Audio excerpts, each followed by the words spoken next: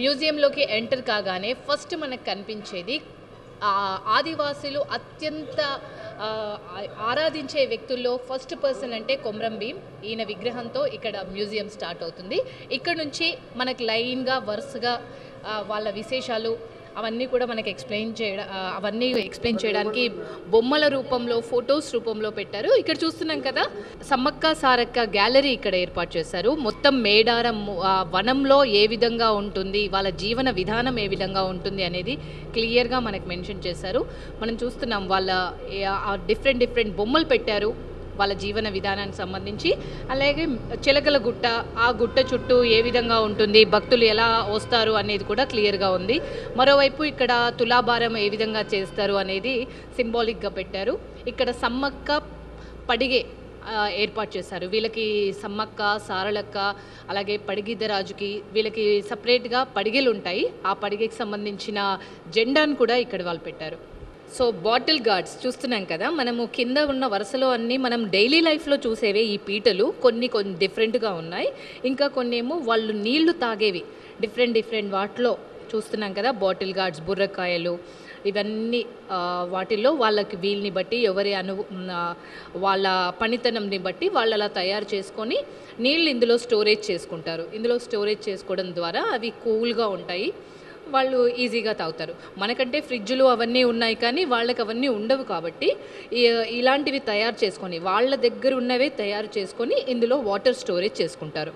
జంపన్న వాగును చూస్తున్నాం. ఇక్కడ మనం చూస్తున్నది జంపన్న వాగు. ఫస్ట్ ఇక్కడ స్నానం చేసిన తర్వాతే సమ్మక్క సారక్కని దర్శించుకుంటారు. అత్యంత పవిత్రమైంది జంపన్న వాగు అని ఇక్కడ భక్తుల నమ్మకం.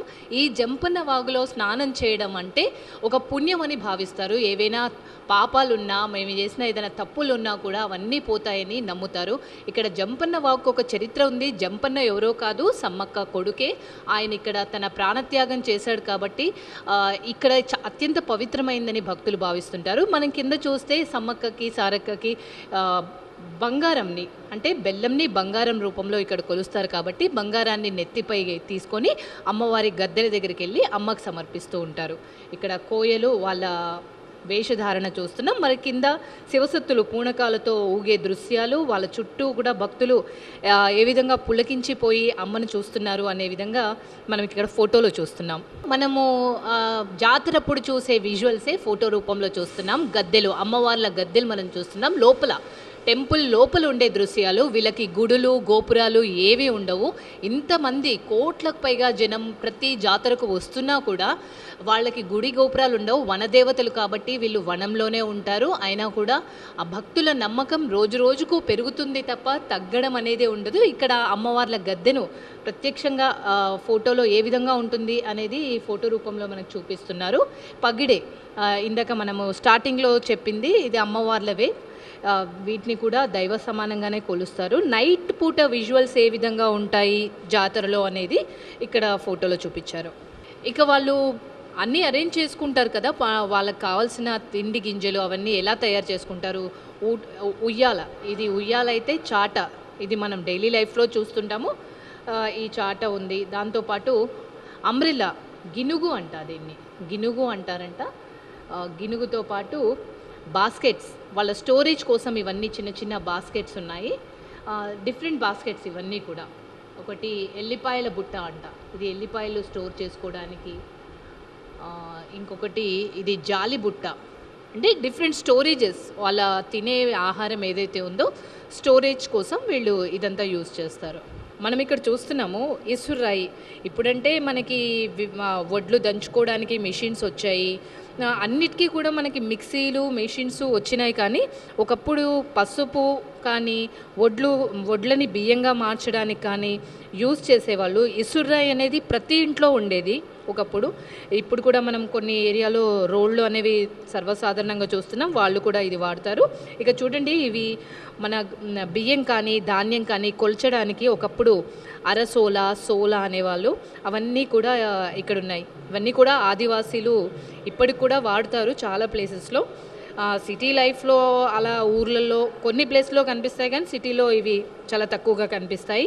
కంచె చెంబు, ఇత్తడి చెంబు, కంచు గిన్నె, మట్టి కంచుడు, ఇత్తడి బిందె, ఇవన్నీ వాళ్ళు వాడే వస్తువులు, రోళ్ళు, రోకలు కూడా ఇవన్నీ ఇప్పుడు కూడా వాళ్ళు వాడతారు. సో ఇక్కడ మ్యూజియంలో కొన్ని మనకు అర్థమవుతున్నాయి, కొన్ని తెలియట్లేదు. వాళ్ళని అడిగి తెలుసుకుందాం. ఇక్కడ మ్యూజియం ఇన్ఛార్జ్ రవి గారు ఉన్నారు, వారిని అడిగి తెలుసుకుందాం. హాయ్ రవి గారు.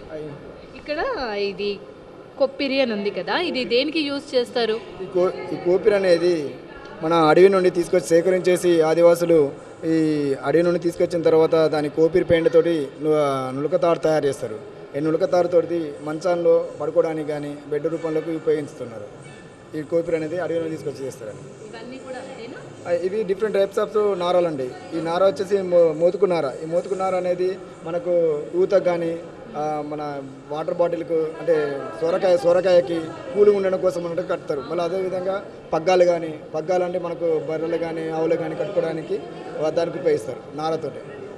ఇక్కడ కూడా మేము పూస గింజలు ఇప్ప గింజలు అని ఉన్నాయి. ఇవి కొత్తగా చూస్తున్నాయి. ఇది ఈ ఫారెస్ట్ దొరికినటువంటి ఏంటంటే తినే వస్తువులు అన్నట్టు. తినేటి వస్తువులు అంటే పూసు గింజలు అంటే పూసుకాయ, దాంతో ఉన్నటువంటి 2 రకాలు ఉంటాయి. పైన ఒక సిమిటమిన్తో సంబంధించినటువంటి పూసు గింజలతో ఆ నూనె చేస్తారు. అది దానిపైన ఉండైతే కాండం ఉంటుంది, దాంతో తింటారు. అంటే పుల్లగా ఉంటుందండి పూసు గింజలు. ఇవేమో నల్లగడ్డలు అనేది ఒక ఆయుర్వేదిక్ మెడిసిన్ లాంటిది, అడవిలో దొరుకుతాయి అన్నట్టు. ఇవి ఎందుకంటే జ్వరం కానీ దగ్గు ఏమన్నా రాకుండా కానీ ఆరోగ్యంగా ఉంచడానికి ఈ అడవి గడ్డలు తినడానికి ఉపయోగిస్తారు. ఇప్ప గింజలు అనేది ఇప్ప నూనె తయారు చేస్తారు. దీనికి ఒక 7 రకాల ఔషధాలను తయారు చేపిస్తారు. అది ఏంటంటే ఒక్కొక్కటి ఏంటంటే ఒకటేమో నూనె తయారు చేస్తారు, ఇంకోటేమో ఇప్ప సార పెట్టుకుంటారు అంటే కళ్ళు రూపంలో. అలానే మళ్ళీ ఇప్ప నూనెతో మన నెత్తికి పెట్టుకోవడానికి కానీ మళ్ళీ దీంతో స్నానం చేయడానికి వీటితో యూజ్ చేసుకుంటారు. ఇవి చెడుతలు ఎలా యూజ్ చేస్తారు, ఎప్పుడు యూజ్ చేస్తారు? ఇవన్నీ కూడా వాళ్ళు పండుగ చేసుకునేటప్పుడు యూజ్ చేసేలాగా అనిపిస్తున్నాయి. ఇవి ఏంటంటే ఆదివాసీ కల్చర్లో ఉన్నటువంటిది ఒక భాగం. ఈ భాగంలో ఏం చేస్తారంటే చిరుతలు అనేది అంటే అడవి నుండి ఏదో మన అంటే టేక్ చెట్టు కానీ మన ఒక చెట్టు తయారు చేస్తారు. దాని నుండి ఒక ఐరన్ తోటి తయారు చేసుకొని ఆ వస్తువుని అలా పెట్టుకొని చిరుతలు ఇట్లా కొట్టుకుంటా భజన చేస్తారు. భజన చేసుకుంటూ అదే సమయంలో అంటే మన హోలీ సమయంలో ఒక 9 రోజులు ఆడేటప్పుడు ఈ చిరుతలు పట్టుకొని పోయేసేసి ఇంటింటికి అలా వసూలు చేయడానికి ఉపయోగిస్తుంటారు చిరుతలు. అలానే అదేవిధంగా మనకు కోలాటాలు ఉన్నాయి, కోలాటం చేస్తారు. కోలాటం కూడా ఆ హోలీ పండుగ టైంలో కానీ మళ్ళీ మిగతా ఇతర పండుగ టైంలో కూడా కోలాటం చేస్తారు. కోలాటంలో ఒక పాటలు పాడుకుంటూ ఎగురుకుంటూ ఇంటింటికి వెళ్ళేసేసి అంటే మామూలుగా చందా వసూలు చేసుకోవడానికి దీంతో యూజ్ చేస్తారు. ఇవేమో గిల్లికాయలు అనేది ఏంటంటే ఈ అడవి నుండి సేకరిస్తారు. ఈ గిల్లికాయలు అడవిలో దొరుకుతాయండి. అవి తీసుకొచ్చేసి ఒక సప్పుడులాగా వస్తాయి. అంటే అవి కాళ్ళ కట్టుకొని ఎగురుతుంటారు డాన్స్. అంటే గజ్జలు అంటే మనకు మువ్వలతోటి ఉన్నటువంటి అవి ఇప్పుడు నేను ఒకప్పుడు ఇవి యూజ్ చేసేది. తర్వాత కనుమరుగైపోయిన తర్వాత కాళ్ళ గజ్జలు వచ్చాయి. అదేవిధంగా ఇక్కడ తూతకొమ్ము చూడండి. ఈ తూతకొమ్ము ఏంటంటే మనకు గుర్రబెర్రది అడవి దున్నపోతు నుండి కొమ్ము తీసుకొస్తారండి. అడవి దున్నపోతు కొమ్మును తీసుకొచ్చేసేసి దాన్ని ఒక రూపంలో కట్ చేసుకున్న తర్వాత డైరెక్ట్ ఊతారంట. అది ఎందుకు ఊస్తారంటే పశువుల కాపరి ఉంటాడు, అంటే ఒక విలేజ్లో ఒక పశువుల కాపరి ఉంటాడు. అంటే అడవి బయట ముందు కానీ ఊదడం వల్ల ఏం చేస్తారంటే వాళ్ళు అంటే గొడ్లని అని ఇప్పుతారు అన్నట్టు. అందుకోసం దాన్ని యూజ్ చేస్తారు. మళ్ళీ సాయంత్రం పూట మళ్ళీ 5 గంటలకు 6 గంటలకు అడవి నుండి మళ్ళీ ఇంటికి తీసుకొచ్చేటప్పుడు మళ్ళీ ఒకసారి ఊతారు. అంటే గొడ్ల కాపరి విజిల్ అన్నట్టు. ఆ విధంగా దాన్ని తూతకొమ్మలుగా భావిస్తారు అన్నట్టు. ఈ లొడుగు అనేది అడవి నుండి ఒక వెదురుతో తయారు చేస్తుంటారు. ఇది ఎందుకు ఉపయోగిస్తారంటే ఇప్పుడున్న పంట పొలాలలో సీసాలు పెట్టి కడుతున్నారు. సీసాలు పెట్టి పిట్టలు రాకుండా కోతులు రాకుండా ఊపుకుంటా సౌండ్ చేస్తున్నారు. ఒకప్పుడు ఏం చేస్తారు ఆదివాసీ కల్చర్లో ఉన్నటువంటి వాళ్ళు ఏం చేస్తారు మొక్కజొన్న కానీ వరి పంటకు కానీ ఒక మంచం ఉంచండి దీన్ని వెదురుతో తయారు చేసేసి ఒక చివరి మూలక ఆ పొలం చివరి భాగంలో కట్టేసి దాన్ని ఊపడం వల్ల సౌండ్ వస్తుంది. సౌండ్ వస్తున్నప్పుడు ఏం జరుగుతుందంటే అప్పుడు పిట్టలు కానీ కోతులు కానీ రాకుండా పారిపోతాయి. అందుకోసం ఈ లోడు కానీ ఉపయోగిస్తారండి. ఈ విత్తనాల లోటు అనేది ఏంటంటే నేగలకి వెనక భాగాన్ని కడతారండి. ఇది ఒక అడవి నుండి ఒక వెదురు బొంగుతో తీసుకొస్తారు. వెదురు బొంగును తీసుకొచ్చిన క్రమంలో ఇక ఇది తీసుకొచ్చిన తర్వాత మన నేగలు ఉన్నాయి చూడండి, ఆ నేగలకి వెనక భాగాన్ని కట్టేస్తారు. ఆ వెనక భాగంలో గింజలు వేస్తుంటారు. ఒకరు వెనక గింజలు వేస్తుంటారు. అదంటే ఒక క్రమ పద్ధతిలో వస్తారంట. మొక్క గింజలు వేస్తారు. మొక్క గింజలు కానీ మిగతా పప్పు గింజలు కానీ కందిపప్పు అని అవి వేయడానికి దీన్ని ఉపయోగిస్తారు నేగలతో. వెనకాల మనకు బర్రెలు కానీ పశువులు కానీ కడతారు, మెడలు కడతారు. అవి ఎందుకు కడతారంటే అవి వెళ్ళేటప్పుడు మామూలుగా వినకుండా వెళ్ళిపోతాయి కదా, అందుకోసము దాన్ని ఏం చేస్తారంటే అదే ఎక్కడ పొగరబోతుంటుందో దానికి కడతారంట. అది ఎక్కడికి వెళ్ళిపోయింది అనుకో ఆ సౌండ్ వినేసి అన్నీ మళ్ళీ ఒక దగ్గరికి వెళ్తాయి అన్నట్టు.